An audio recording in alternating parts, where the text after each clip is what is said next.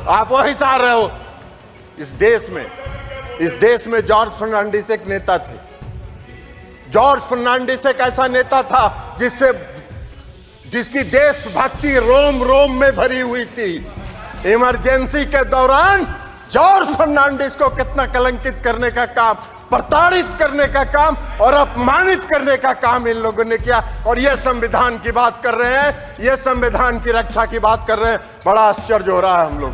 तो इसलिए संविधान की बात तो मत करिए। और खास करके नेता विरोधी दल का परिवार को कौन संविधान की बात करने का हक है? नेता विरोधी दल का परिवार संविधान विरोधी है।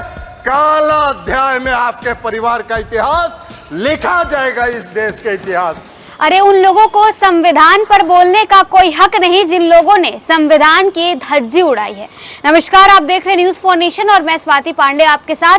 युक्त बातें कहनी है मुंगेर से सांसद और केंद्र के पंचायती राज मंत्री ललन सिंह का। दरअसल लोकसभा का सत्र चल रहा है और इस वक्त ललन सिंह जो है जब संबोधित कर रहे थे सत्र के दौरान, उस वक्त उन्होंने जमकर राहुल गांधी पर हमला बोला है। दरअसल जब लोकसभा के सत्र का शुरुआत हो रहा था उस वक्त राहुल गांधी ने हाथ में संविधान लेकर और तमाम कांग्रेस पार्टी के नेताओं ने हाथ में संविधान लेकर के शपथ लिया। और आज भी राहुल गांधी जब अपना संबोधन कर रहे थे तब उस वक्त उन्होंने भी अपने हाथ में संविधान लेकर के वो संविधान को लहराते हुए दिखा रहे थे। अब इस पर ललन सिंह ने जोरदार राहुल गांधी को घेरा है और उन पर हमला भी किया है।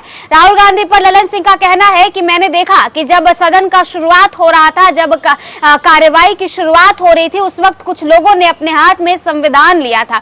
आप लोगों को संविधान पकड़ने का या संविधान के बारे में कुछ कहने का भी कोई हक नहीं है, क्योंकि आप लोगों ने संविधान की धज्जी उड़ाई है और उसका बेस्ट एग्जाम्पल है आपातकाल, यानी इमरजेंसी के वक्त आप लोगों ने संविधान को तार तार कर दिया था। क्या कुछ ललन सिंह का राहुल गांधी पर जवाब है? राहुल गांधी पर क्या कुछ ललन सिंह कह रहे हैं भरे सभा में, भरी सदन में, सुनवाते हैं। आप वही चाह रहे हो। इस देश में जॉर्ज फर्नांडिस एक नेता थे। जॉर्ज फर्नांडिस एक ऐसा नेता था जिसकी देशभक्ति रोम रोम में भरी हुई थी।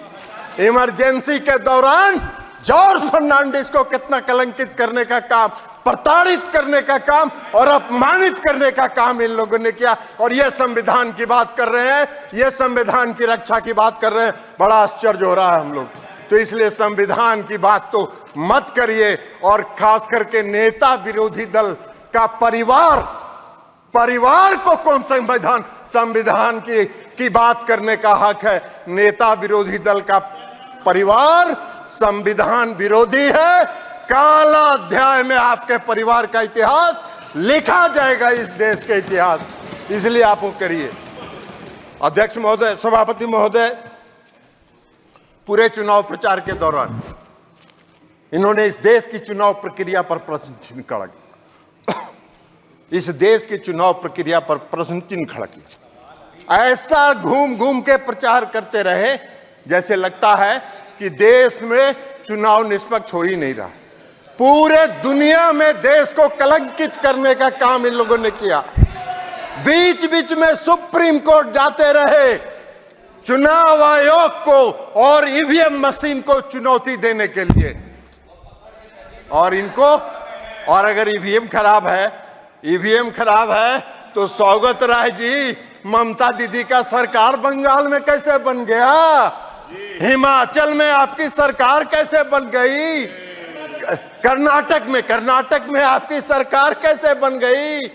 तेलंगाना में आपकी सरकार कैसे बन गई? अगर ईवीएम खराब है तो जब आपको मिल जाए तो बड़ा आनंद में, और जब हारने का बारी आए तो ऐसा शो करिए कि जैसे लगता है कि निष्पक्ष चुनाव नहीं हो रहा है, बेईमानी से कोई जीत रहा है। अरे देश की जनता कभी आप पर भरोसा नहीं करेगी। बैलेट पेपर जब चुनाव होता था हम लोगों ने देखा, बैलेट पेपर से जो चुनाव होता है हम लोगों ने देखा, एक थाक का थाक बैलेट बॉक्स से बैलेट पेपर निकलता था, थाक का थाक। जिस पर कोई वोटर का दस्तखत नहीं, कुछ नहीं, और उसी की गिनती होती थी और यही प्रक्रिया आप चलाते रहे और सत्ता का आनंद लेते रहे, देश के संविधान का धज्जी उड़ाते रहे। वही आज भी चाहते हैं, वही आज भी चाहते हैं। नरेंद्र मोदी जी की सरकार इसको कभी स्वीकार नहीं करेगी। इस देश की जनता का भरोसा नरेंद्र मोदी जी पर है, तो इसलिए आप इस पर चिंता मत कीजिए। और इसके साथ साथ मैं आपको, और याद है ना, आपने देखा था, अभी बोल भी रहे थे, कोई स्पीकर बोल रहे थे, आप मोदी जी पर आरोप लगाते हैं कि संविधान की धज्जी उड़ा रहे हैं। कौन से संविधान की धज्जी उड़ा रहे हैं? अरे मोदी जी तो जिस दिन एनडीए की बैठक थी, इस बार तीसरे कार्यकाल में भी, तो मोदी जी जब संविधान सभा के सेंट्रल हॉल में आए तो सबसे पहले उन्होंने जाके देश के संविधान का नमन किया। और जिस व्यक्ति ने देश की संविधान का नमन करके अपने नेतृत्व पर और देश की बागडोर संभाली हो, उससे संविधान को खतरा नहीं है। संविधान को खतरा है तो आपसे है, कांग्रेस पार्टी के से है, और कांग्रेस पार्टी संविधान विरोधी रही है और रहेगी।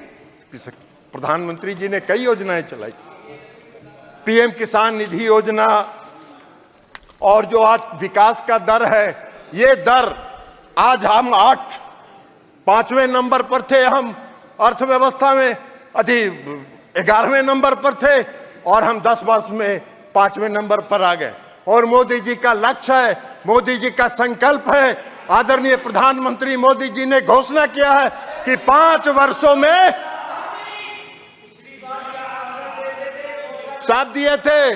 अरे सब बता रहे हैं, आपको बता दिया, आपको बता दिए हैं, आपका वही चरित्र है।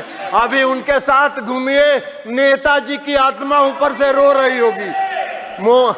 अरे नेताजी की आत्मा रो रही होगी। 11वें स्थान पर था, आज अर्थव्यवस्था 5वें स्थान पर है, और मोदी जी का संकल्प है कि 5 वर्षों में तीसरे स्थान पर पहुंचाएंगे। अकेले भारत का जो योगदान है इस दुनिया के विकास दर में, वह 15% है। यह मोदी जी की सरकार की उपलब्धि है, आपके सरकार की उपलब्धि नहीं है। इसके अलावा